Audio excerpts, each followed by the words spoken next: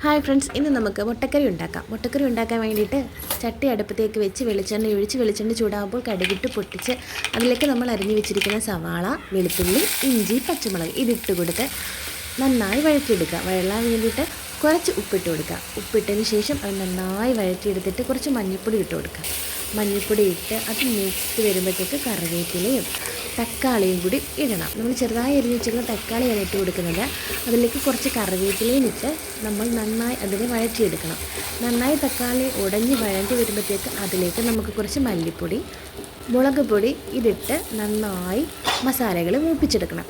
മൂപ്പിച്ചെടുത്തതിന് ശേഷം കുറച്ച് മല്ലിയില ഇട്ട് കൊടുത്തതിന് ശേഷം കുറച്ച് ചൂട് വെള്ളം കൂടി നമ്മൾ ഒഴിച്ച് ഗരം മസാല പൊടിയും ഇട്ട് നന്നായി തിളപ്പിച്ച് വറ്റിച്ച് മുട്ടയും ഇട്ട് വറ്റിച്ചെടുക്കുമ്പോൾ നമ്മുടെ മുട്ടക്കറി ഇവിടെ റെഡി ആയിട്ടുണ്ട്.